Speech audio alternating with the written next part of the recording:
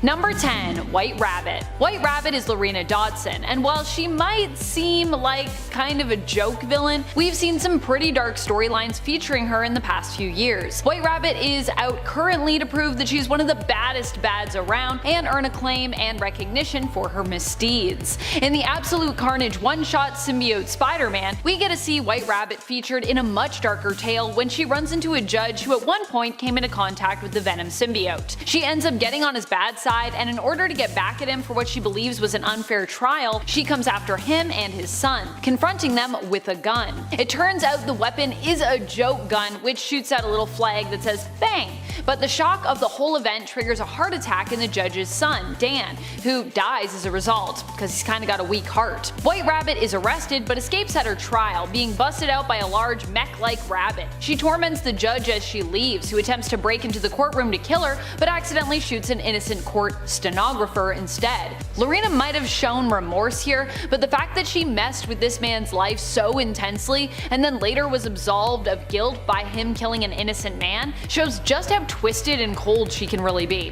Plus, she has all the money and all that tech to torment her foes with, so there's also that. Is White Rabbit like the Batman of villains in Marvel? That's the question. Number 9. Sin Eater. Sin Eater has definitely been an up-and-comer in the Spider-Man comics lately. He was in league with newish villain Kindred and was working to eradicate sin out in the world. Kindred was actually the one to bring Sin Eater back to life after he died previously in the comics, being a villain who actually goes all the way back to the 80s in terms of his first appearance. First appearing in Peter Parker The Spectacular Spider-Man issue 107. After being resurrected by Kindred, Sin Eater, aka Stanley Carter, could absorb the powers of the villains whose sins he cleansed, making him immensely powerful. However, despite being crazy capable in terms of what he could do and his power set, Carter was defeated with logic when he was made to question his own actions and his philosophies, learning that he himself had been manipulated. As a result, he took himself out of the picture, taking his own life. Still, Sin Eater has died and returned before, and it could very well happen again in the future. Which honestly, I feel like I'd like, because I feel like Sin Eater, he was really cool. Now he's gone.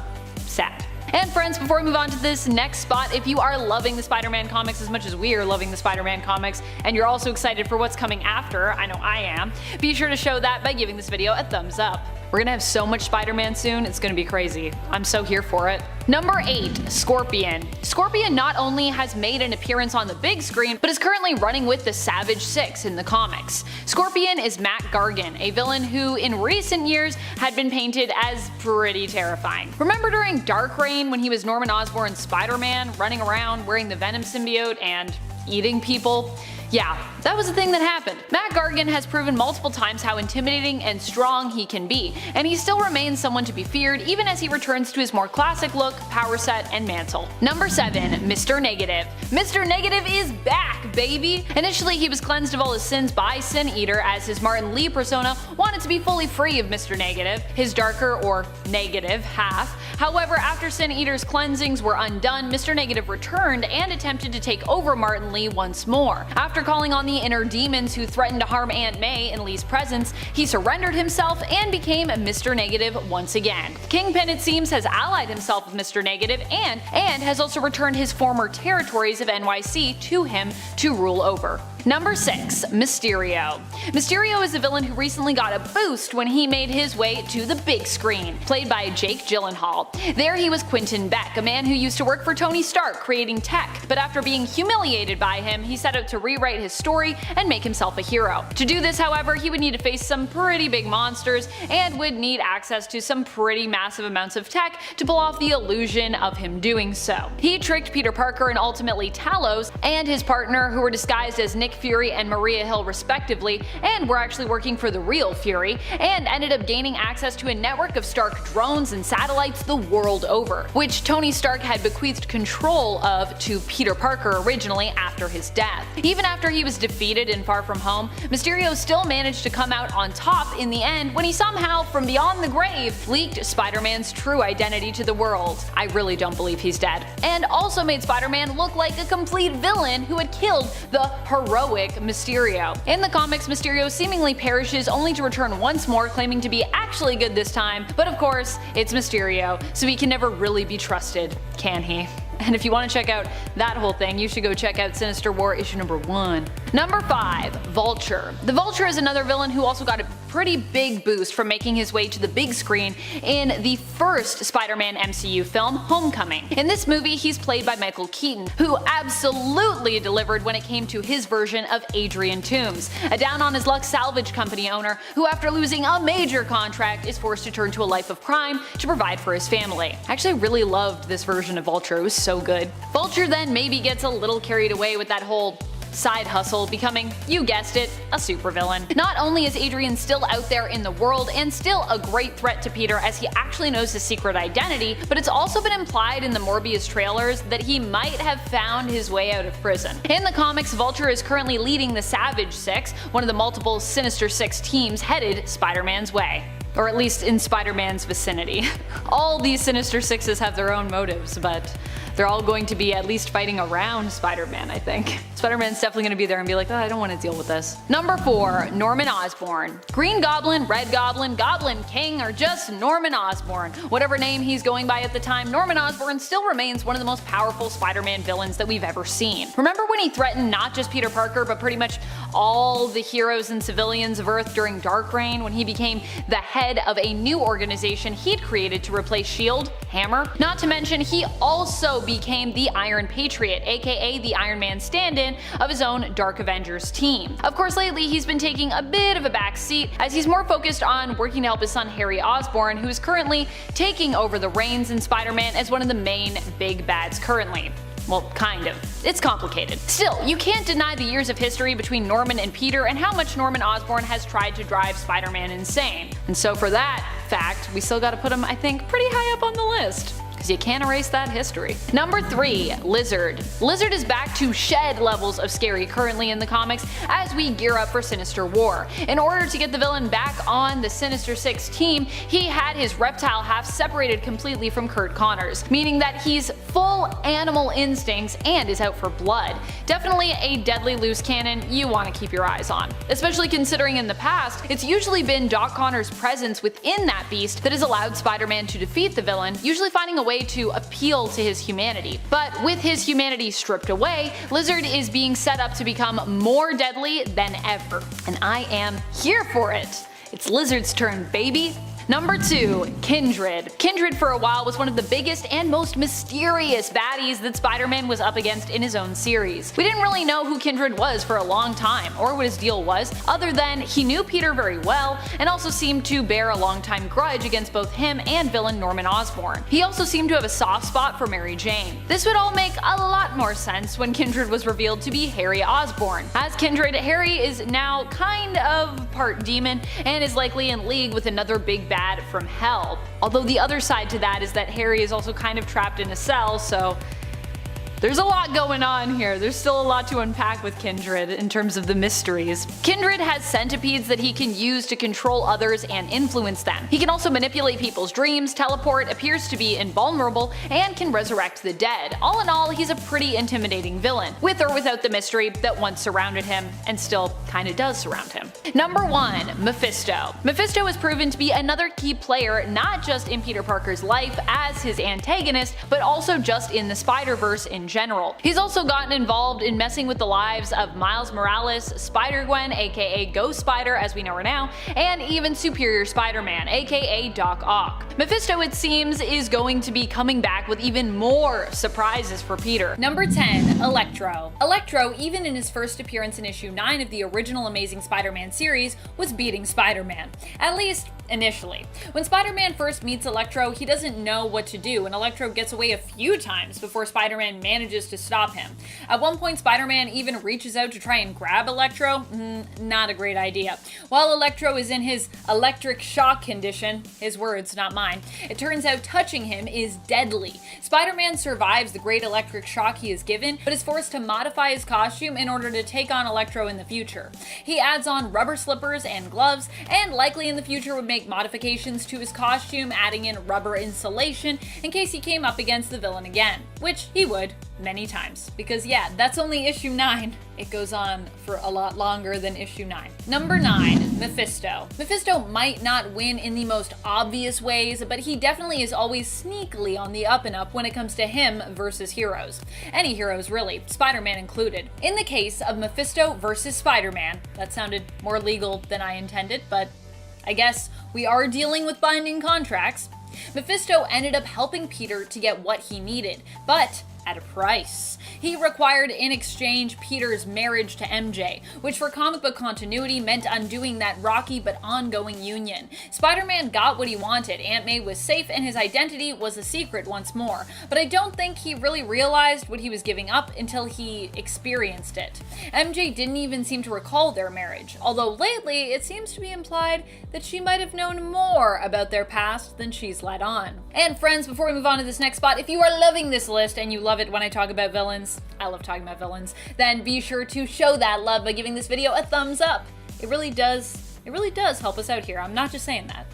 They don't just pay me to say that. This is the truth. Number 8, Chameleon. In his first appearance, Chameleon left Spider-Man running away in tears, ruining the day he ever became Spider-Man. Chameleon may have been apprehended in the end of issue number 1 of Amazing Spider-Man, but somehow it still felt as though he came out on top. Dang it, because Chameleon, you know, he's a villain, so he shouldn't win. Although I am kind of rooting for him sometimes. During their conflict, Chameleon attempted to make it seem as though Spider-Man was up to no good, impersonating him while committing acts of thievery and fleeing from the police. Oh no! Even once Spider-Man managed to catch him, it still seemed as though Chameleon might get away. Fortunately, Spider-Man had his spider sense to let him know something was up. He managed to get away from Chameleon, but it was only because Chameleon's disguise had become damaged in the fray that the villain was caught at all. So Spider-Man didn't even really win that day. It was more just like Chameleon made a mistake. And it was like, dang it. Now it's revealed who I am because you can see the Spider-Man suit underneath and I was impersonating Spider-Man. How embarrassing. Number 7, Morlun. Not only has Morlun proven himself to be a formidable foe in various storylines, with him taking on all of the Spiderverse twice in the Spiderverse event and Spider-Geddon in the comics, in addition to taking out multiple Spider folks / Spider totems along the way, but he also went toe-to-toe with Spider-Man in the other. The worst thing / I guess best thing for Morlun fans about this story is how Morlun doesn't just ever go for the like 1-2 knockout. Morlun seems to prefer drawing out his victory, teasing his victim if you will, and enjoying Spider-Man's suffering. It's probably because Morlun's used to winning so much, he's used to devouring spider totems, so he's like, we'll just let this play out. At one point, Morlun devours Spider-Man's eye in a fight and beats him to within an inch of his life. However, while this definitely feels like a victorious moment for Morlun and Spider-Man was beat here, he would eventually recover, meaning that Morlun didn't get a straight victory over Spider-Man. In fact, he'd even like heal his eye back. But of course, villainous victories rarely ever get to be permanent, so I think we still need to count this one. Number 6, the Lizard. While Lizard doesn't do anything crazy like succeed in completely killing Spider-Man or anything like that, he does beat him in the race against time to save his friend, Dr. Curt Connors, who, you know, is also the Lizard. In the story Shed, the Lizard ends up taking over before Spider-Man can get there to try and stop it. Spider-Man arrives far too late as the Lizard seems to have permanently gained dominance after devouring Curt Connors' son against his own will. This victory would be one that would not only haunt Spider-Man but the Doctor as well. He would end up finding a way to cure himself of his lizard brain but become stuck in his lizard form, kept in a containment cell for his crimes, but unable to bring himself to reveal Spider-Man that he had finally cured himself mentally of his reptilian half. This whole thing is just like a super big Lizard win in my mind, because even when Connors frees himself of the Lizard, he's still stuck in the lizard form, and he still is like, I feel too guilty to even be able to tell people what's really going on. So the Lizard like really won, even though he was gone. Number 5, Mysterio.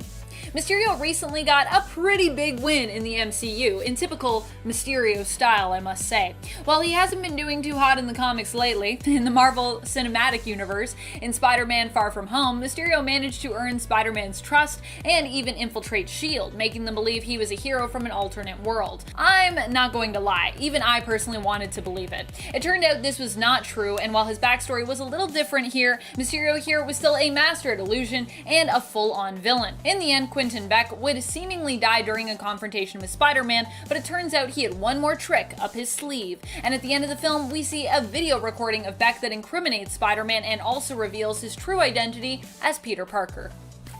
He's gonna be in a lot of trouble in the next movie, I think. Number 4, Kraven. Kraven's Last Hunt is a story that forever sticks out in comic book history. Especially in Spider-Man's history, it is a dark tale where Kraven finally captures his most prized prey, Spider-Man. What's more, it's also implied he kills Spidey. He then proceeds to take Spider-Man's place, proving once and for all that not only is he capable of capturing and killing the hero, but also aiming to prove that he's better than Spider-Man by beating down all his villains brutally. In the end, we learn that Spider-Man was not actually dead, but in a comatose, death-like state all this while. He returns and Kraven acknowledges that while he seemingly won to do what Spider-Man does while keeping to his moral code is actually an impressive feat. Something that Kraven likely wouldn't actually be able to do. His final hunt complete, it's then implied that Kraven takes his own life. Number 3, Kingpin. There are a few times that Kingpin has beaten Spider-Man throughout the comics and alternate universes that we have explored. At one point, he actually manages to kill MJ in a what-if version of Back in Black, and while Spider-Man manages to hunt him down and even kills him, in the end, Kingpin's actions turn Spider-Man into a villain. So I'd still consider that a win for Kingpin. But what I'd really like to focus on here is the time that Kingpin managed to kill Spider-Man in Sony's groundbreaking animated film Into the Spiderverse, one of my favorite films of all time. Here, Kingpin manages to actually kill Peter Parker, the current Spider-Man of Miles Morales' universe. Although Miles would also learn of alternate universes with their own Spider-Men, Spider-Girls, and even Spider-Pigs. He would also learn of his newfound powers and himself have to protect the city as a new Spider-Man. But still, when it came to the Peter Parker of his reality, Kingpin killed him. He dead. He dead. So dead. Never coming back. Number 2, Dr. Octopus. Doc Ock actually succeeds in taking Spider-Man's place, not just by impersonating him, but by actually swapping bodies with the hero. That the two swap bodies, wah wah wah wah, with Peter ending up stuck in the dying form of Doc Ock and Doc Ock's mind now within the young and superpowered body of Spider-Man. Oh my goodness. Eventually, he would relinquish this form, giving it back to Peter when he realized he was incapable of making the tough decisions required of a more heroic spirit. But for a time, we'd come to know this version of villain and hero combined as Superior Spider-Man.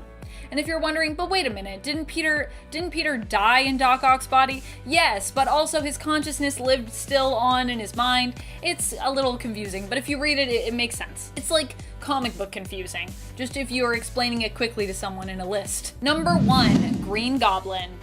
You can take Peter's body, you can take his mind, you can ruin his reputation, but one of the worst things you can ever do to him is to break his heart. There are many ghosts that haunt Peter Parker, but one of the most meaningful ones to this day remains that of Gwen Stacy. Gwen was Peter's childhood sweetheart. Before he and MJ were together and were a thing, he was with Gwen, who was also a science enthusiast and academic like Peter. Gwen ended up being taken hostage by the Green Goblin and thrown from a bridge. When Peter as Spider-Man went to save her with his web shooters, it's implied that his own attempt to do so was what killed her. The tension from his web caused her neck to snap. Norman Osborn has remained one of Spider-Man's most iconic villains to this day, and for many, the moment Green Goblin killed Gwen Stacy was where this shift really happened for his character, making him Spider-Man's greatest and most feared nemesis. Coming in number 10, we have Shocker. I think back when this villain was created, the idea of having someone who had vibrations as their superpower would have been a little bit harder to make fun of. Now, many of you probably know Shocker. He has had a few moments in the sun, popping up in video games, and he even has a moment as one of the henchmen of the Vulture. Now you think someone who is canon in the MCU wouldn't fit onto this list, but when we break him down, we start to learn that Shocker isn't that shocking. It would seem that this villain has a knack for losing to Spider-Man every single time, and it's probably because his powers aren't that impressive. He can make shockwaves that blast through the air, and he can make vibration shields. Yeah, I'm not that impressed by what you have to offer. In recent years, we have seen less and less of this punchline of a villain, as I think the writers have seen that his time has come and he will soon be put to bed. As a kid, I always got him and Electro mixed up because I thought Shocker meant that he was electrocuting people because he was shocking them. Well, at least for the new generation, you won't have those problems because this guy is going to be gone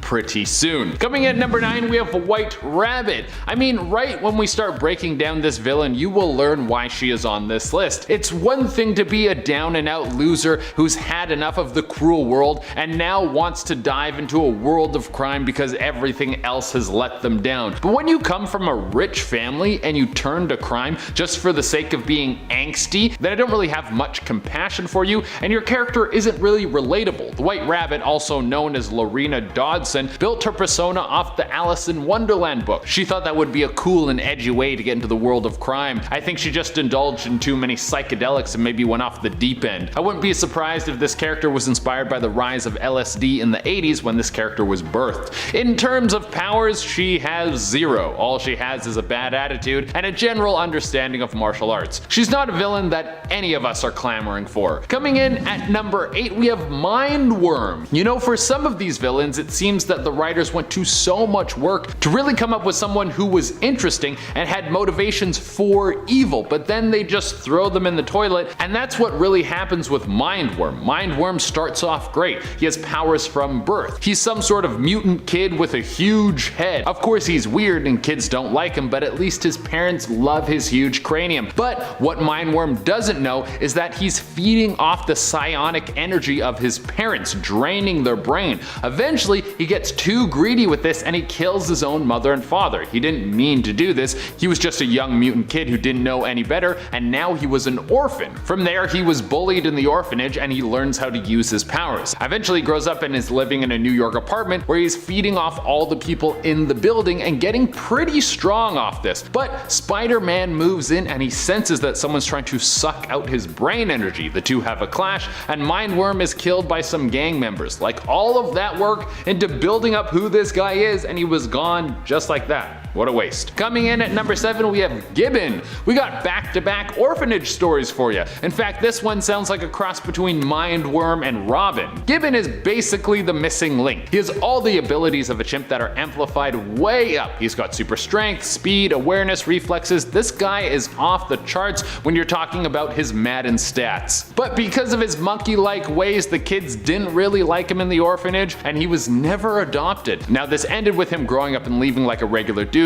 but now he was just a freak with no money, so he decided he could use his mutations to make some cash. And what's the best way for an oddity to make a quick buck? Well, the circus, of course. There you would think he would be among his people, but he was rejected once again, and now he turned to a life of villainy. When we first see Gibbon, he's just a dude that has some monkey skills, but in later renditions of his character, he looks like a full-on ape man. And even though he has the abilities to take down Spidey, the clashes between the two always end up with Gibbon on his butt. Coming in at number 6, we have the Answer. Now, this guy is actually pretty cool. He's just used in a very lame way, and his name sucks. The Answer was already a skilled assassin. He was working for the mob boss of all mob bosses, Wilson Fisk. Anyone Fisk wanted taken down, he was all over it. And part of why he was so good at his job was because the Answer, at this time he was known as Aaron Nichols, is extremely intelligent. He showcases genius-level problem-solving skills, and he can come up with the answer to any problem, and this is all before he ever gets any sort of superpowers. There was a time in comics when the Kingpin was just handing out superpowers, but you don't give the first powers to someone you can't trust, so he of course gave his first dose of super juice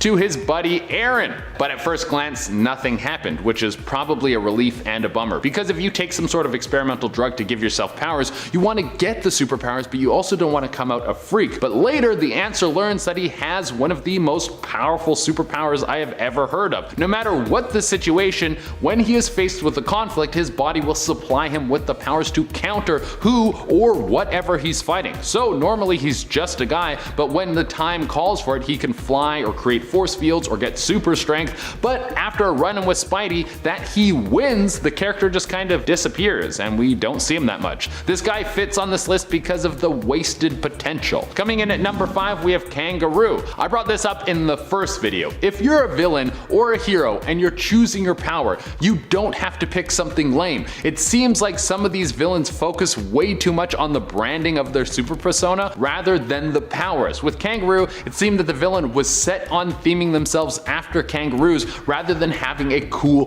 power. He has implants in his legs that allow him to jump very far, and he's also a skilled boxer. Like, not the worst combination of things, but when you're hell-bent on taking out Spidey by stomping on him, you're probably going to lose a lot. There was this weird time in the 70s and 80s where Australia was this thing that the media was trying to push. It was foreign, it was interesting, no one really knew how to sell it. The closest that we got was Crocodile Dundee. But this villain seems like the big wigs at Marvel wanted to make an Australian themed villain because they thought kids would like it, rather than thinking of a good character first. Coming in at number 4, we have the Swarm. Have you guys seen that episode of South Park where they make a joke that the writers from Family Guy are just manatees in a tank and they all pull out 3 random topics to base an episode around? Well, that's what the Swarm feels like. They were like German scientists, killer bees, purple cape. This dude is lame, not only because he's a swarm of bees that is being controlled by a dead scientist's consciousness, but also because this dude gets beat by bug repellent. When him and Spidey face off, Spidey's able to beat him by spraying down his suit in bug spray, and then the Swarm literally can't get close enough to fight and has to run away. If your weakness can be purchased at Home Depot, then you're a pretty lame villain if you ask me. Coming in at number 3, we have Grizzly. I like how in the Marvel universe, if you're a bear enthusiast, you'll eventually get superpowers and become one of the lamest villains that Peter Parker has to fight on a semi-regular basis. But if you're a bear enthusiast in real life, you just get eaten by bears. 2 very different outcomes. Well, Maxwell Markham was just that, a dude who loves bears, and get this, he was also a wrestler who hurt his fellow wrestlers too much, so he got kicked out of the league. We got a dude who loves bears, he used to be a wrestler. What's the third thing that's going to set this guy into the manatee formula? Oh, he was also given a bear suit that would hook him up with some superpowers. Where did he get this suit? Well, he got it from the Jackal, who's one of Spider-Man's best villains, but that dude has a lot of dud moves. I feel like the Jackal just wakes up some days and is like, what if I gave a dude a bear suit so he thought he was a real villain and then Spider-Man would have to deal with it? That would be jokes. Some of his plots sound more like pranks than actual schemes to cause mayhem. Coming in at number 2, we have Hypno Hustler. Next, we have a villain that not only has a lame weakness, but their powers were used to such a small scale that doesn't really make any sense why this character was ever made. Hypno Hustler is Anthony Del Soen, and he has music that can take over your mind. His songs allow him to control people around him and then they do his bidding. But the thing is, if he hears his own music, he will also become hypnotized. He can't even handle his own groovy music, which seems strange. I've never heard of a hypnotist hypnotizing themselves. But when we first see Hypno Hustler, he's shaking people down for just their pocket change at a show. I feel like this guy should have had bigger dreams. If he got one of his songs on the radio, he could have taken over the world. And coming at the number 1 spot, we have Humbug. Here's the thing, when you hear that there's a hero based off a spider, that's kinda cool because at least spiders are scary, they make web, they do some interesting things. But when you hear there's a villain that just has a general insect theme,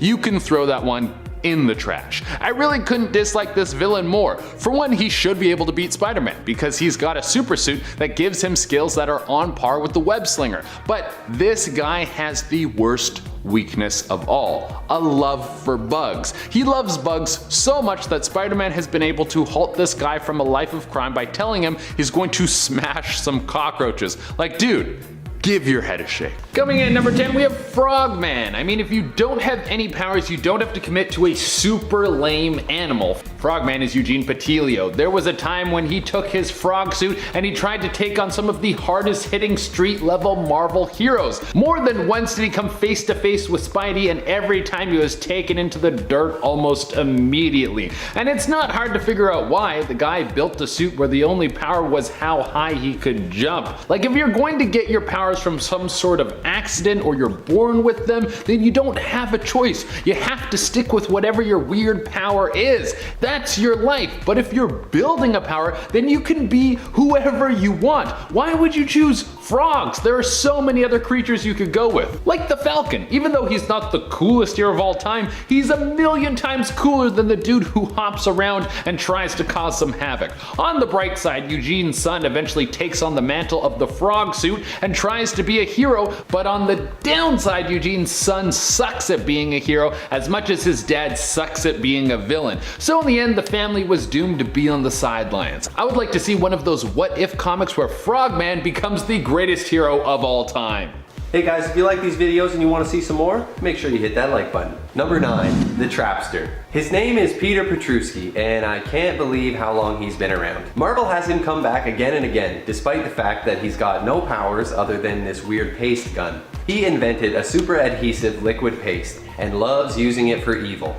He's redesigned his costume multiple times, always ridiculous and far too proud of himself, but he has definitely been around. He appears in multiple stories and has gone up against the likes of Daredevil, Fantastic Four, and of course Spider-Man, all with just a goo gun. He is hired by Red Skull at one point and even has a run-in with Ghost Rider. His paste was once confused for Spider-Man's webbing, and Trapster was furious to see Spidey getting credit in the newspaper for his crimes. Trapster is undeniably lame, but he's obviously got some fans because he's been around so long, so we'll leave him here at number 9. Lame, but not the worst. And coming in at number 8, we have Stegron, the Dinosaur Man. Once again, if you get to pick your powers, maybe you should shoot a little higher than being a species that already went extinct. They already lost the battle with nature. You think they will be able to take down superheroes? Stegron was originally Dr. Vincent Stegron. He was a scientist who took a liking to the serum which turned Kirk Connors into the Lizard Man, and he decided he would up the ante a little bit. He mixed the formula with dinosaur DNA and then shot it all up inside his body and turned into a dinosaur-human hybrid. He then went on to try and make an army of dinosaurs to try and take over the world, but was taken down by a force he didn't expect. It was winter. Dinosaurs are cold-blooded apparently, so when winter came around, they all went to sleep, including Stegron. If you're picking your superpower, you should go with something that can handle temperatures below 10 degrees Celsius. Unless you're in Florida or something. If you're down there, you can build the biggest dinosaur army you want, and the state would probably be fine with it. Number 7, Slide. This guy was a chemical engineer who created a chemical coating that eliminated all friction between that object and surfaces. He's like the opposite of Trapster. He invented the ultimate lubricant. Then this evil tycoon buys up the company that he works for and shuts down the lab. Slide, aka Jalome Beecher, was going to build his own company founded on the non-stick solution he invented, but no bank was willing to give him a loan. So he did what anybody would do and decides to rob the bank. He makes himself a costume out of this material and, free from the clutches of friction, is able to zip around skating on the ground up to 30 miles per hour and can't be stopped, not by people's grabbing hands or even Spider-Man's sticky webbing. Now, this isn't exactly the most lame villain, but the idea of the slippery criminal sliding all over the place just doesn't really do it for me. Where's the stakes? Spidey could just wait for this guy to slip and fall off of a cliff or into oncoming traffic, or they could just have him slip and slide right into a jail cell. I'll say one thing, the way that he zips all over the place in the comic panels looks like a lot of fun. Number 6, the Walrus. With big wet flippers and menacing tusks and the blood-curdling cries of "Arf, arf," it's easy to see how terrifying a walrus-based supervillain could be. This guy is not. Hubert Carpenter was created when his uncle, a janitor, tried again and again to give Hubert powers. They exhausted the names of animals he could have the proportionate strength of all the way through the alphabet till they got to the letter W. He was totally stumped and then became inspired by a poster of the Beatles and becomes the Walrus. He goes on a classic spree of mass destruction. eventually seeing Beast lecturing at a university and decides to attack him to prove that he's the greatest product of modern science. Hilariously enough, it's actually Frogman who gets the credit for taking him down later, and this really gets the blubber boiling. Spider-Man can't help laughing when he meets this guy and winds up taking him down for the second time with just a tap of his finger. Coming in number 5, we have Typeface. You know what everyone loves? Signage! So why don't you make your persona based off that? I'm sure that will pull in a ton of people and you'll become one of the most famous supervillains of all time. No way, man, signage is super lame. Well, Typeface, also known as Gordon Thomas, didn't think so, and he had a pretty good foundation. He was a Vietnam War vet who was skilled in hand-to-hand combat, military tactics, and all sorts of weapons. He even beat Spider-Man in their first encounter. If this guy changed his theme to anything other than signage, he probably would have been pretty cool. But the reason that he did this was because when Thomas came back from war, his life fell apart and he ended up getting a job at a sign shop, and it was the only time in his life where he ever felt happy. When the place was bought out, he lost his job, and this was his inspiration to become a villain. Luckily, he eventually switched sides and becomes a hero. If you're gonna get an F on your character, you might as well be on the side of good. Number 4, the Spot. This guy is something else. Some people think his powers are pretty cool and others hate him, but he definitely belongs on this list. Spider-Man himself bursts into tears laughing upon meeting this guy, and looking like a Dalmatian, it's pretty easy to see why. He's all white, covered in black spots that function as two-way portals. That's pretty much his main thing. He takes the spots and he chucks them around and uses them like portals, like this is Looney Tunes, messing around with Spider-Man and even making him punch himself in the face. If this guy doesn't sound lame enough already, the more portals that he throws around, the less spots that he has on his body, making himself more vulnerable. He got these powers after being exposed to the spotted dimension, and the spots can even be suspended in mid-air. It's honestly a pretty cool concept, but the villain himself is just too lame to make it work for me. And coming in number 3, we have Spidercide, like genocide but performed by a spider. Yeah, that is not the best writing I've ever heard of in my life. Spidercide was birthed out of the Clone Saga, which is considered one of the worst sagas in comic history. So any villain to come out of it is probably never going to see the light of day again unless they're used as a joke. Spidercide is a clone of Spider-Man that has the ability to regenerate from what seems to be any accident. He was convinced at first that he was the real Peter Parker, but then he found out that he was just a freak. Such is the plight of most clones. When you read his character on paper, it sounds super cool. He has the powers of Spider-Man with some of the most deadly features of the Terminator, but the character was used in such a horrible fashion that it became a laughingstock before it ever got its time to shine. Maybe in the future we'll see someone use this character to its full ability. Number 2, Plant Man. In Strange Tales number 113 from 1963, we meet the mysterious Plant Man. This gardener turned professional criminal was born in London and orphaned at a young age. When he left the orphanage, he became lab assistant to a well-known botanist who was studying the low-level mental activity of plant life. Unfortunately, this guy fired him for focusing too much on this invention he was making and not gardening for him. One day, lightning strikes his plant ray gun that he's been working on, and it becomes imbued with the power to control and animate plant life. Ooh. So he then makes a disguise and sets out to get his revenge for being fired by framing his boss for robbery. The plant life isn't the only thing with low-level mental activity, as this guy made from leaves somehow thinks that he can take on the Human Torch. He is later quickly defeated and his ray gun is destroyed, although I'm sad to say he does appear again in 2002.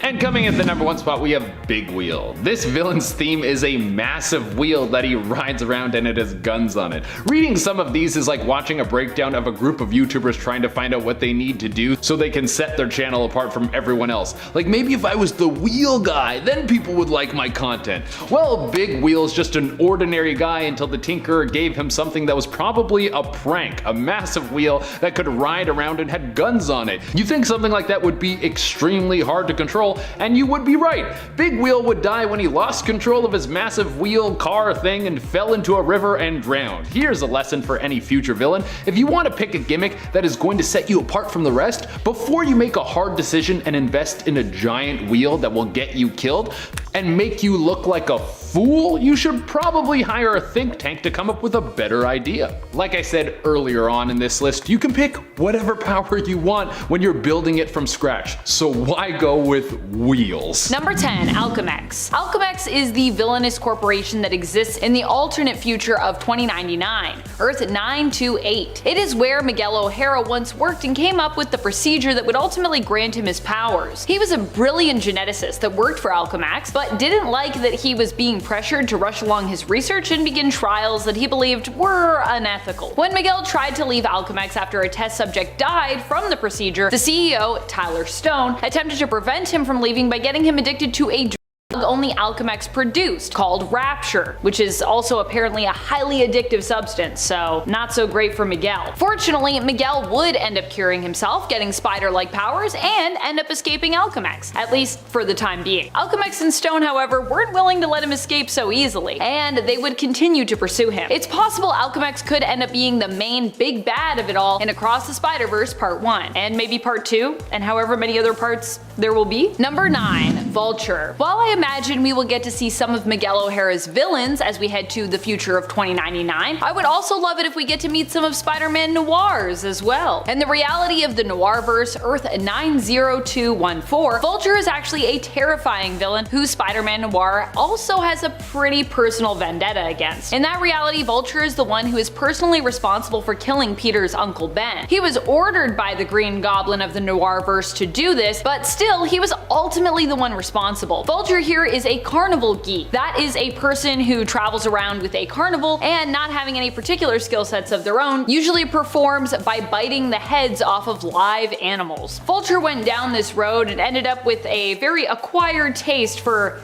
human flesh. As such, he devoured Peter's Uncle Ben. Later on, Spider-Man Noir would kill the Vulture for what he'd done, when he later attempted to kill his Aunt May. And friends, before we move on to this next spot, if you are loving this list and you want to learn about more amazing multiversal villains and just, spider villains in general, be sure to let us know by giving this video a thumbs up. And let us know if there's anyone in particular you want to learn more about. Number 8.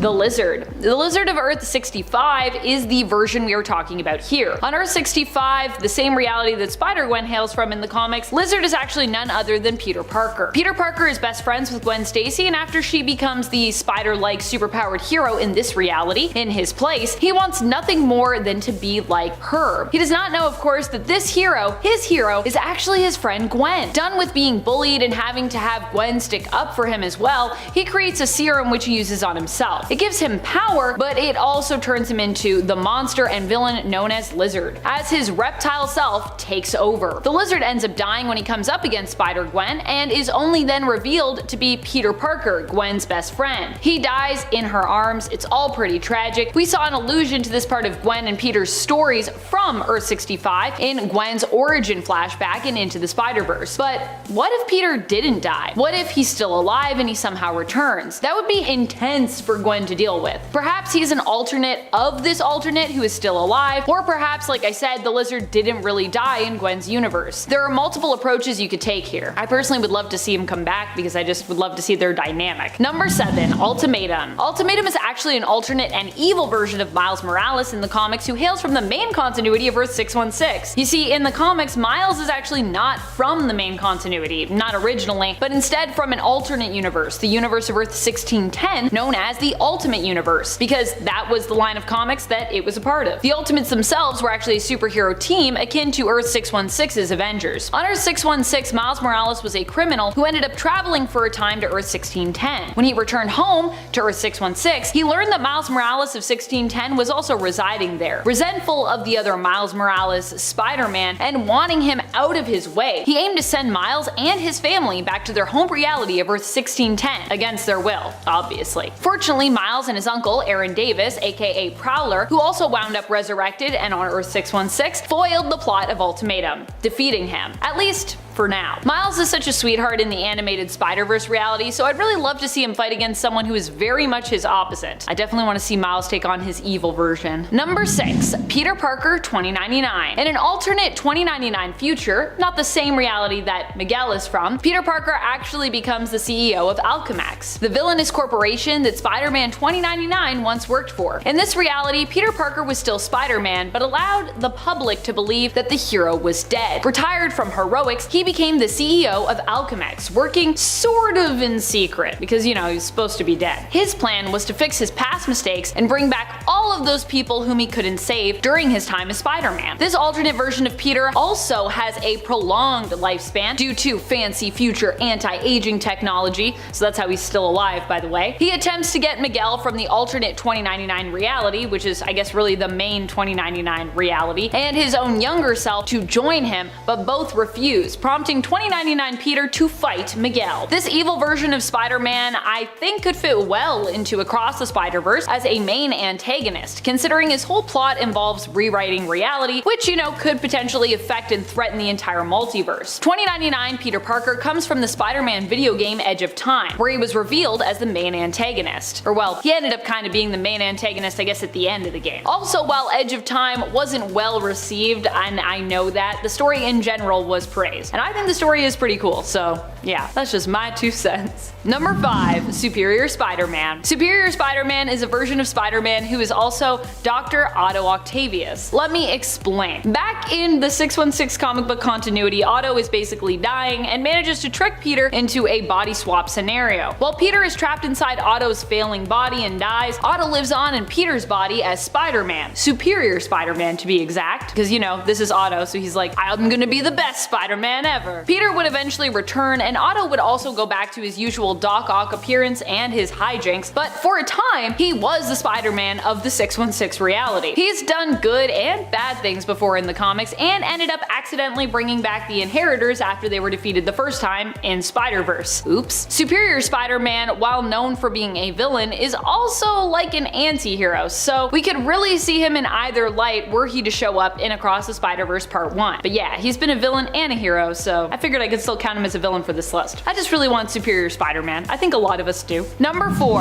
Army of Doc Ocks. Why stop at 1? Or I guess 2 Doc Ocks when we could have a whole army of them, right? I mean, there isn't just Doc Ock, Otto Octavius somewhere out there. We also have Olivia Liv, Octavius's version, and we could have Superior Spider-Man as well. There are lots of cool alternates of Otto out in the multiverse that we could meet in Across the Spider-Verse, and Doc Ock is such a powerful and interesting villain that we could have a whole army of them to face. I'm not sure what the motivation would be, or like who would ultimately be the Doc Ock in charge, the like head Doc Ock. Maybe Superior, but I'm sure when all those octopi put their minds and I guess their tentacles together, they could come up with some pretty ingenious schemes. Also, I feel like now that I said put their tentacles together, I'm like, ooh, maybe I shouldn't have said that, but I said it.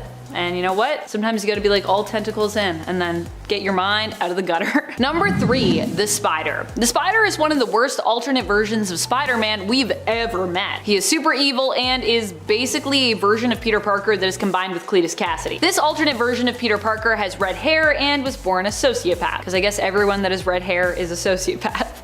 I don't know. I don't understand that connection, but you know, people with red hair, apparently they have no souls. He possesses a dark sense of humor and enjoys causing pain to others. He first showed up in the Exile series and hails from Earth 15. Like Carnage on Earth 616, he revels in hurting others. He possesses a symbiote very similar to Carnage, although it is actually known as the Spider symbiote instead of the Carnage symbiote in this reality. What could be cooler than seeing Miles and the rest of the Spider Army take on an alternate and evil version of Peter Parker? Also, Let There Be Carnage did well at the box office, right? I'm pretty sure it did. So wouldn't it make sense to have some kind of version of Carnage show up here? And this is like both. It's like a Spidey and a Carnage together. Number 2, Morlun. I'm actually a really big fan of Morlun, even though I feel like he's not really everybody's cup of tea. He's my cup of tea. I like the fact that he's a Victorian-style energy vampire from an alternate past. Morlun feeds on the energy of spider totems, hunting them down and feeding off of them. He is extremely powerful by himself and is sometimes not even just a one energy vampire kind of deal. So sometimes if you're facing Morlun, it's not just Morlun you're facing. Morlun is proven to be a hard foe to beat, especially because he rarely stays dead for long and usually shows back up to torment Spider-Man and taunt him, often threatening that he will be his end. Morlun is also the guy who ate Spider-Man's eye that one time when he was on the brink of death, plagued by a mysterious ailment. Number 1. The Inheritors. The Inheritors are the rest of Morlun's crew and family. They are a powerful energy vampire clan which hunt down various totems and consume them. Because yeah, there aren't just spider totems out there apparently, there's lots of other totems. Spider totems, by the way, if you're confused by what that means, are basically spider folks from across the multiverse who are destined to end up being connected to the spirit of the spider, either possessing powers related to spiders or some other important connection which generally gives them purpose in their life. The Inheritors ended up getting control over the Master Weaver, thereby turning him into an enemy of the spider totems, even though that wasn't his intended purpose to begin with. They used the Master Weaver's knowledge and power to travel the multiverse and hunt down spider totems within it. The Inheritors are generally led by Solus or Morlun, and their members have included Verna, Genix, Karn, Bora, Brix, Dora, Deimos, Malos, Mortia, Namura, and Thanos. And I probably said some of those wrong, so sorry about that. Like Morlun, they are also from the alternate reality of Earth 001. And in case you didn't know, the Inheritors were kind of like the main thing when we had Spiderverse in the comics and then Spider-Geddon. So it would make sense that they would show up at some point in these movies. Please, I would like to see it. Maybe I'm the only one? I don't know. Number 10. Doctor Doom. I love Doctor Doom, he just looks so cute, but of course this is still a Doctor Doom alternate, so I imagine they're still quite menacing.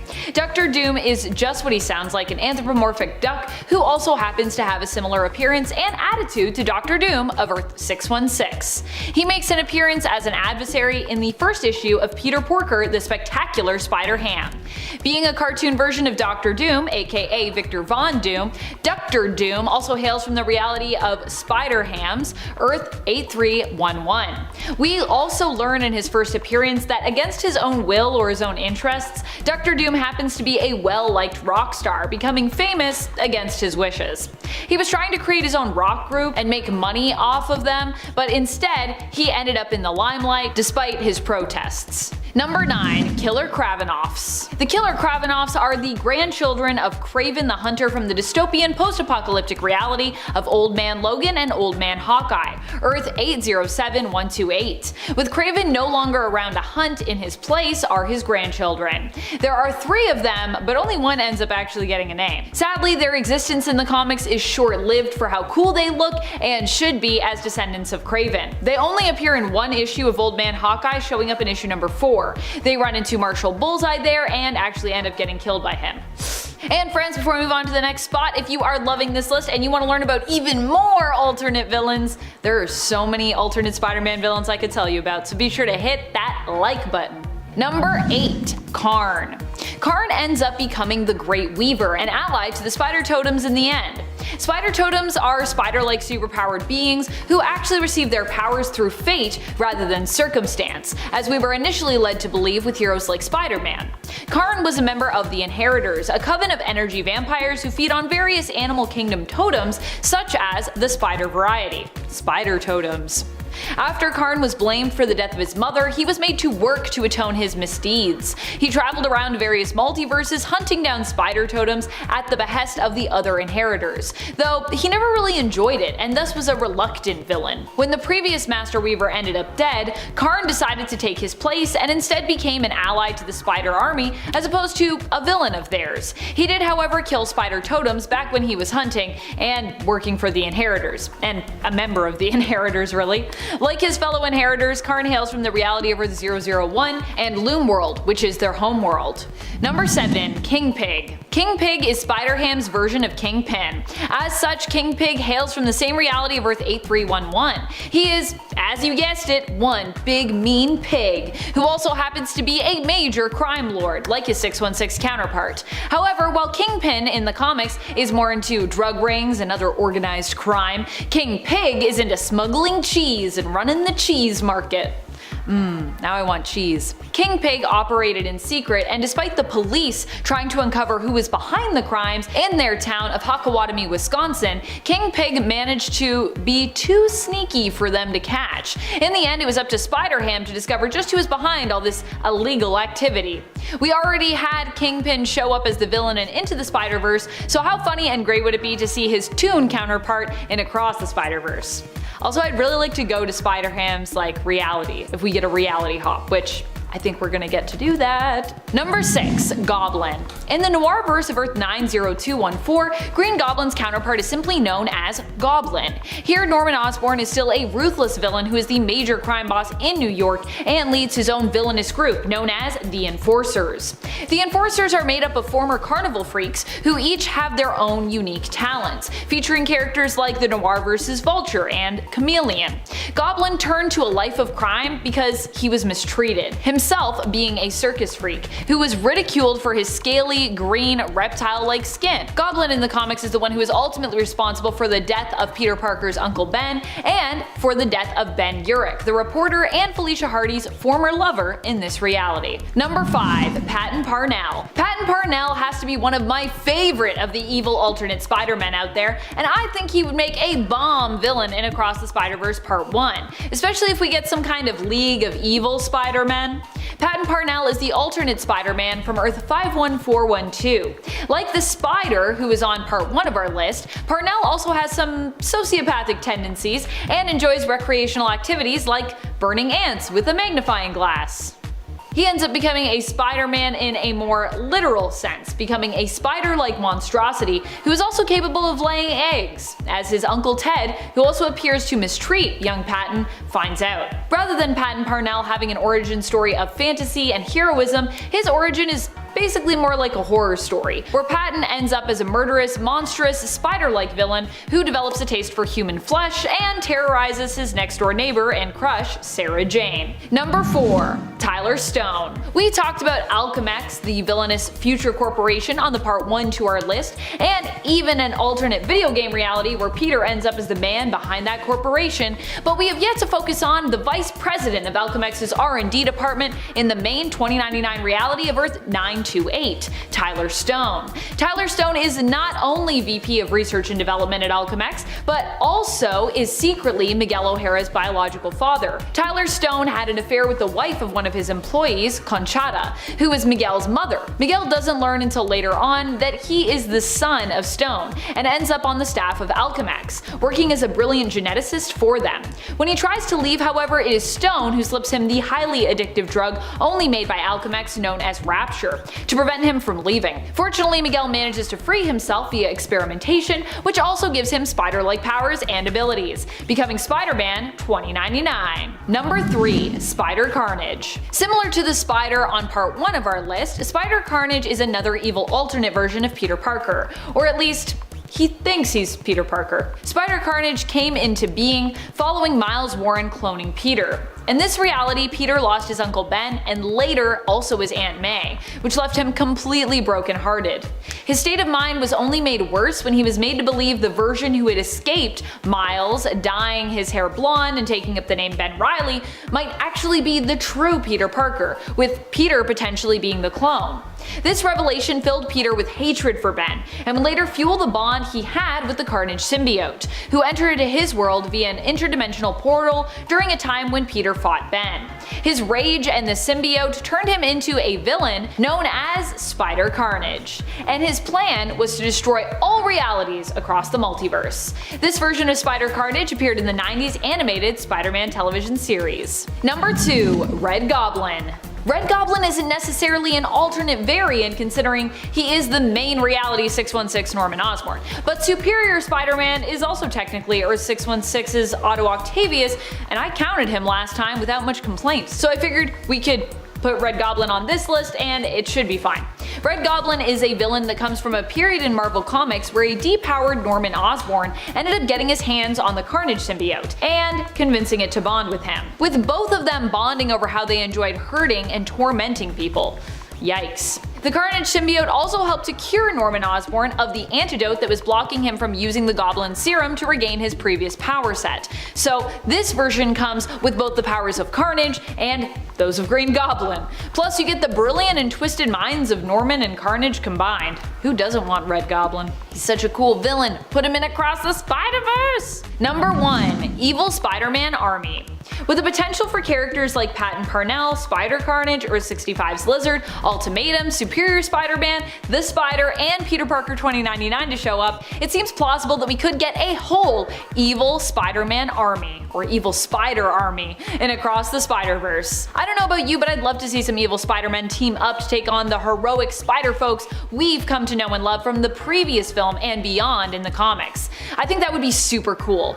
The reality is, in the multiverse, we don't even need an external threat. The threat could simply be Spider-Man himself, considering there are so many great evil possibilities that appear throughout the catalog of Marvel's multiversal realities. In at 10, Sin Eater. Stanley Carter's parents were addicts who ended up falling in love with each other. Stanley's father, though, later died, leaving Stanley's mother pregnant and alone. Stanley's mother was sent to a rehabilitation clinic, and Stanley went to be raised by his grandparents in the Ozark Mountains. Stanley's grandfather was a zealous pastor who reveled his son and took it out on Stanley. After Stanley's grandfather died due to a rattler bite, this congregation held a sin-eating ritual for him, and young Stanley presumably saw a sin eater, a masked hermit who would eat fruit placed in the corpse of someone's body to take the dead sins for himself, because you know that's not gonna screw up a child's development. Stanley ended up joining the NYPD and became a detective after growing up, having multiple instances of executing criminals, particularly drug traffickers, including his own partner. This is where he really became the Sin Eater, a maniacal serial killer and probably one of Spider-Man's scariest foes with no powers, but with the MO of killing anyone who sins. The Sin Eater's first victim was actually his own lover, police captor Jean DeWolf, whose death attracted attention throughout all New York City, including their friend Spider-Man. The Sin Eater had stolen DeWolf's purse, creating a precedent of taking one personal object for each of his victims, and this object would usually have to be associated with the victim's sin in some way. It's probably gonna be a loose way, but yeah.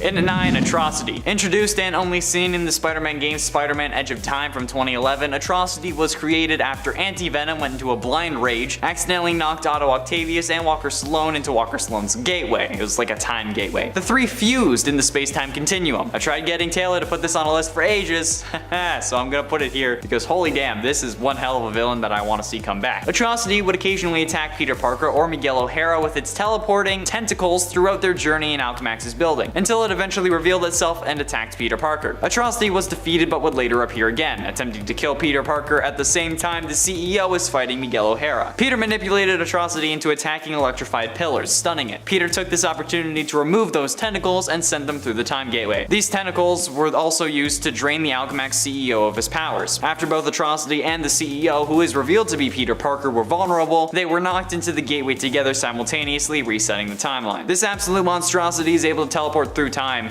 and space, in addition to all of his other powers. So yeah, Atrocity for sure needs to make a comeback. I want to see this guy. He only appeared once. He's probably one of the most horrifying looking villains of all time. Please. And at 8, Mr. Negative. Martin Lee was a seemingly good-willed philanthropist who ran a volunteer soup kitchen called Feast, where May Parker volunteered, because of course she did. While he was also the crime boss of Chinatown, Mr. Negative. Despite being a crime lord, Lee was seemingly a kind and generous man. The Feast project displayed healing powers for people of various illnesses, although the cause of this healing was actually unknown, but it turned out to be Lee himself. The public knows that the person known as Martin Lee was an illegal Chinese immigrant who attempted to travel to America to be with his wife. In China, he ran a factory, but because of his lack of resources to bribe the Communist Party, he could not develop his business and grew tired of that country. Although this Martin Lee is not actually Martin Lee, but a former smuggler who just used Lee's identity after he died. Mr. Negative first came into conflict with Spider-Man when he made a power play towards taking control of New York's criminal underworld by attempting to wipe out all existing members of the Criminali and Mafia crime families, using a DNA-specific bioweapon called Devil's Breath. Mr. Negative is also responsible for the creation of Anti-Venom, and while he was featured in the 2018 Spider-Man game, it's been like 3 years, so he needs to show up again. And at 7, the Spot. As a scientist working for the Kingpin, Dr. Owen was assigned to reproduce the radiation levels of the Vigilante cloak to find a way to artificially mimic his powers. Working late one night, he actually succeeded, creating a solid black circular portal. In doing so, however, the drain on the city's power became so great a blackout washed over the city, causing the portal to shimmer and destabilize. Fearful of losing a once-in-a-lifetime opportunity, Owen stepped into it, which was a horrible idea. The power shortage caused the portal to send him into a different dimension, a place of half darkness and half light, kinda like my mind. When Owen emerged back in his lab, his body had undergone a radical transformation. The portals from the other dimension had adhered to his skin, covering him from head to toe in black spots. But just think about how crazy OP this villain is, alright? He has the ability to control these portals. Like, if the man wanted to decapitate you, instantly he could. Best doctor in a sense, I guess. That's still horrifying. The Spider-Man in the 90s cartoon would use these portals against Owen, but if he had just decided that he wanted to just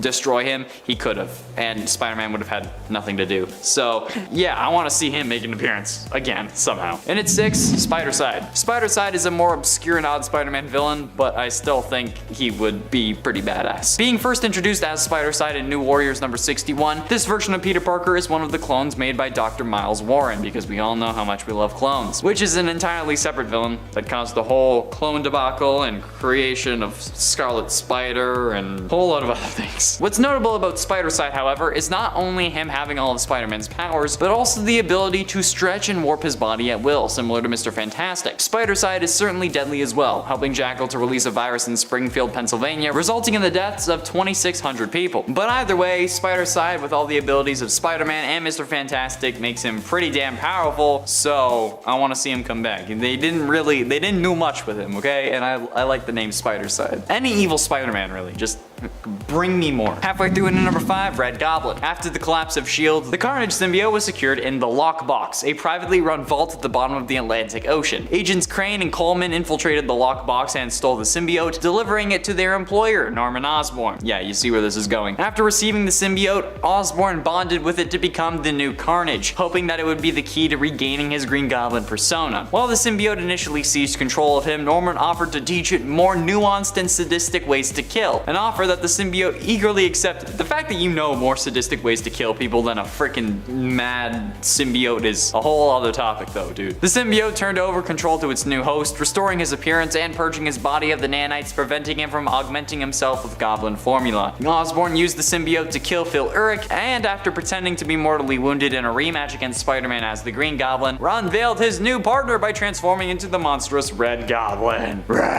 Osborn used the symbiote to great effect, incapacitating Spider-Man's allies and loved ones, and bonding a portion of the symbiote to his grandson to turn him into the new Goblin child. Spidey was only able to defeat Red Goblin by taunting Osborn, saying that killing him would only give Carnage the credit and not him, which caused Osborn to remove the symbiote from himself. So he couldn't defeat Red Goblin, he had to defeat Osborn. Yeah, this is one of my favorite Carnage versions, so I want to see this come back, please. Like the next Venom movie.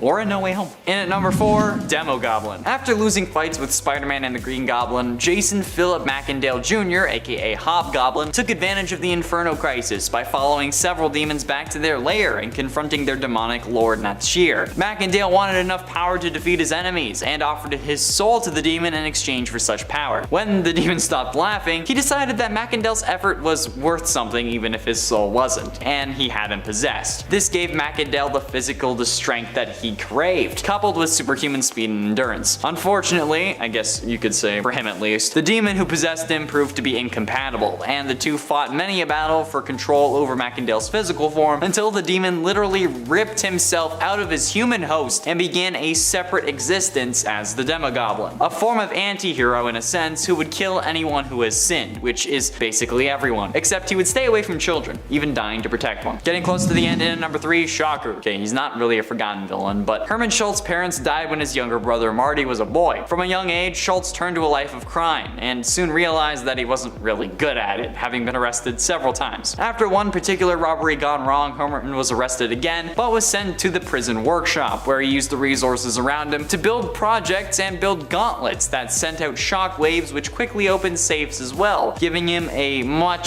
much needed one up on the authorities. Now, I know what you're thinking, okay? Why am I talking about Shocker? Everyone knows who he is. Well, have you seen the MCU version of this guy? Okay, we need a better one. Come on, give me an actual Shocker. Shocker has the ability to shock his enemies with his handheld vibro shock units, but because the vibrations were so fierce, he has to wear a heavily insulated suit, which kind of looks like a mattress, but still. During his first outing as the self-styled Shocker, he ran into and defeated Spider-Man. Plus, I mean, he's the Shocker. I shock people. Give me a better version, okay? With his seemingly minute introduction into the MCU, I want to see a better version. Do it! But ultimately, in at number 2, The Swarm. Fritz von Meyer was once a fascist scientist, the details of which remain unrevealed. But von Meyer fled Germany at the end of World War II to settle in South America. A work expert on toxic poisons and apiculture, which is beekeeping, he continued his research on the breeding patterns of killer bees. One day, he found a hive unlike any other he had ever seen. The bees exhibited no fear and were unusually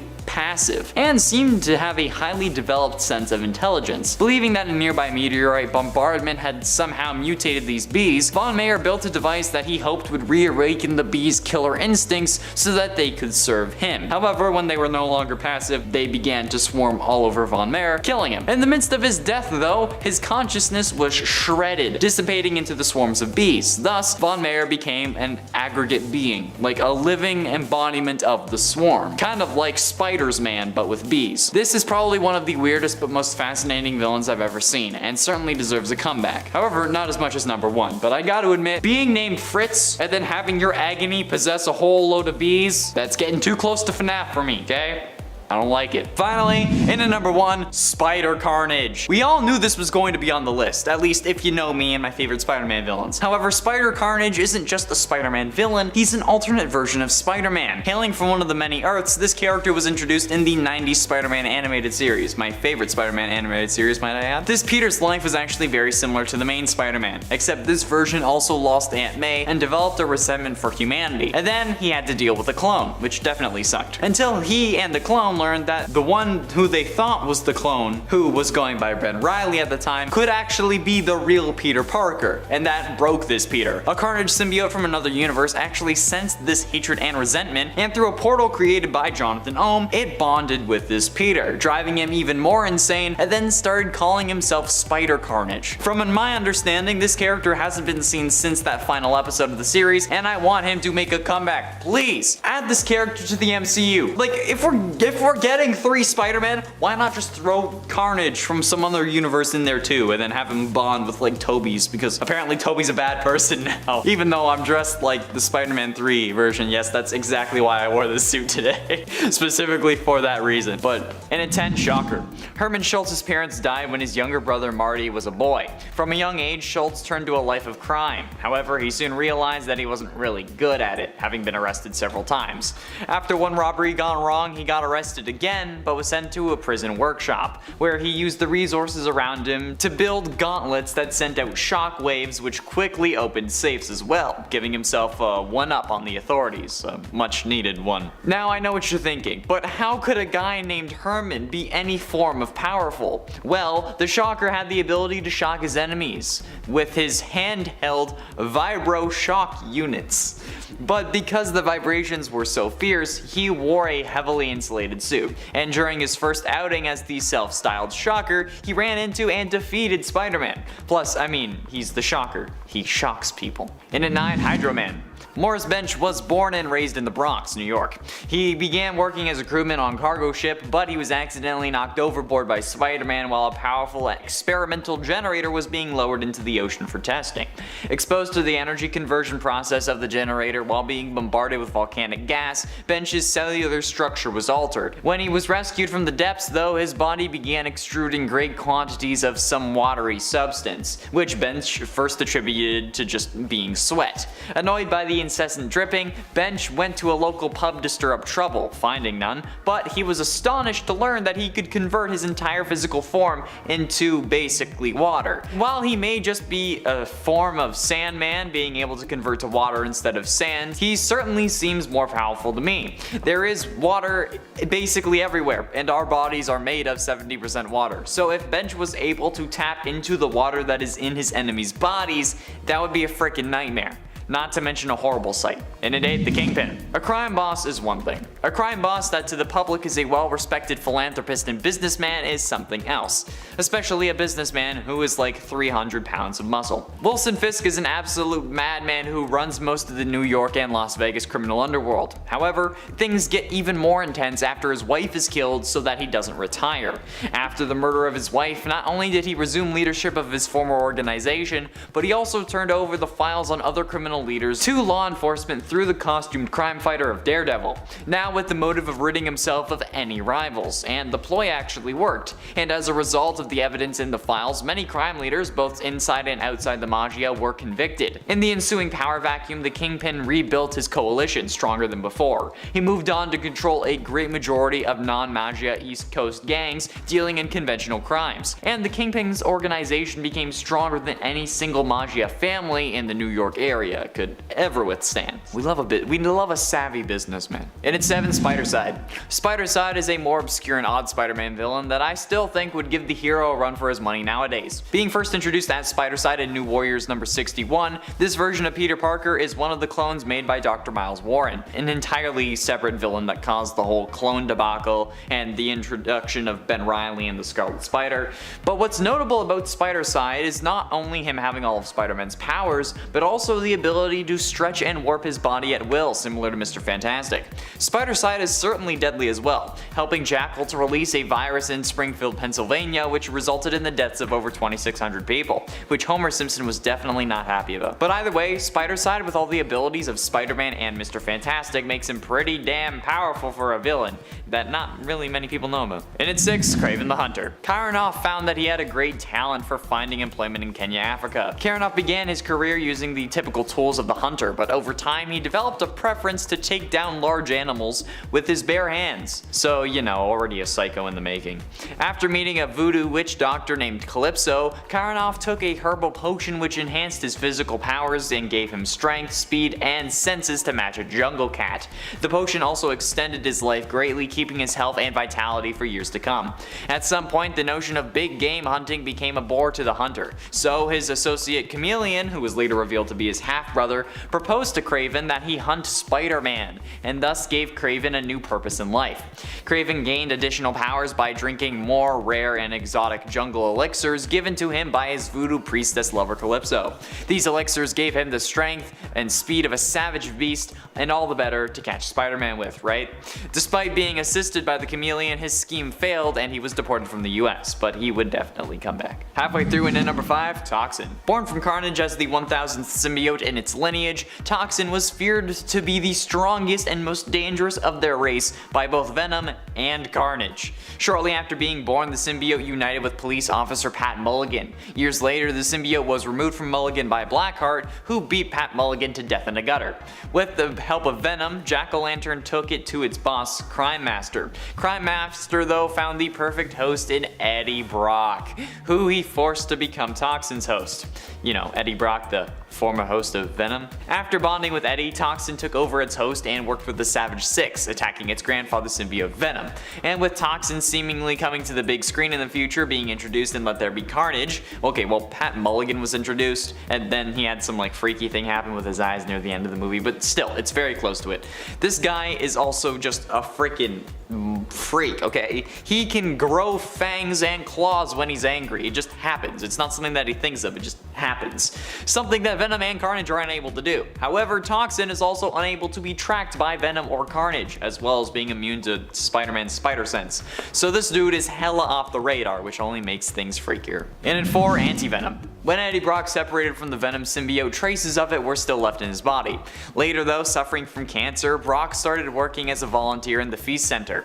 Martin Lee, the founder of Feast, and the alter ego of the supervillain Mr. Negative, used his powers to cure Eddie's cancer. But in the process, Lee accidentally infused the remnants of the symbiote in Eddie's bloodstream with his power, and fused them to his white blood cells, creating a new hybrid symbiote which manifested when the Venom symbiote attempted to leave its then current host Matt Gargan and returned to Eddie. This new symbiote, dubbed Anti-Venom by Eddie, demonstrated tremendous healing powers and other powers that differ from the Venom symbiote, as well as having an inverted color scheme, or a negative color scheme, if you will, such as producing antibodies that can cure any known disease and removing any other impurities within a human body.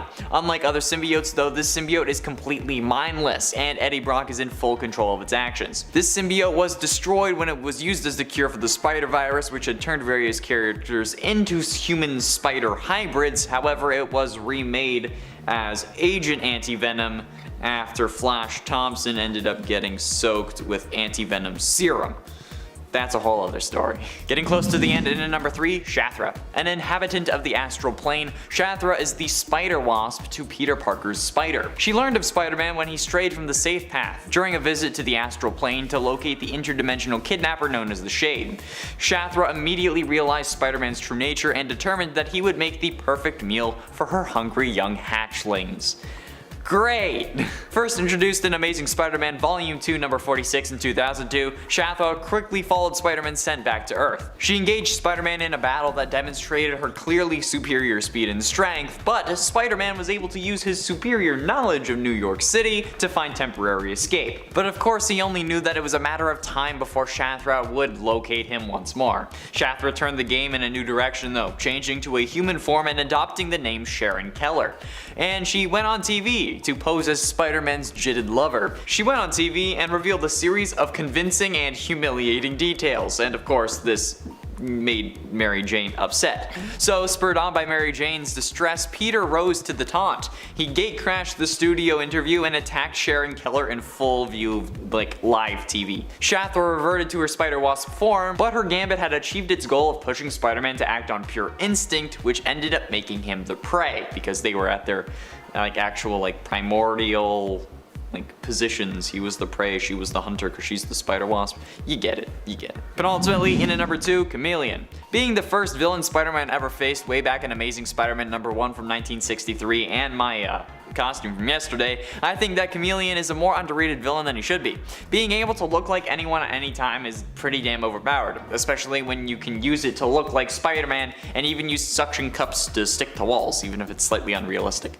This character is especially powerful when he has superpowers, like in the 90s animated Spider-Man series, where after Alistair Smythe infused him with a techno-organic virus, could simply look at you and end up transforming into you. It's actually insanely overpowered when you look at it like that, since he can also transform his clothes. He could be fleeing from Spider-Man and turn the corner and then be anyone, so it's certainly someone to fear, unless they use the original version who has to use disguises and makeup to look like anyone they want, since that process takes time and can't be turned on and off. And finally, into number 1, the Spot. As a scientist working for the Kingpin, Dr. Owen was assigned to reproduce the radiation levels of the Vigilante cloak to find a way to artificially mimic his powers. Working late one night, he succeeded, creating a solid black circular portal. In doing so, however, the drain on the city's power became so great that a blackout washed over the city, causing the portal to shimmer and destabilize. Fearful of losing a once-in-a-lifetime opportunity, Owen stepped into it, and the power shortage caused the portal to send him to a different dimension, a place of half darkness and half light. When Owen emerged back into his lab, his body had undergone a radical transformation. The portals from the other dimension had adhered to his skin, covering him with black spots from head to toe. The reason this is absolutely terrifying, and is the most overpowered villain you wouldn't expect, is because he now had the ability to control these portals. If the man wanted to decapitate you, he easily could. Just close a portal at any part of your body, and then boom, amputation, around your neck, you're dead. It's horrifying. Spider-Man in the 90s cartoon would use these portals to land a punch on Owen, but if Owen just decided to close it or he lost his focus to keep them open, that would have been real bad. Just stay away from this guy, straight up. Don't even try to fight him.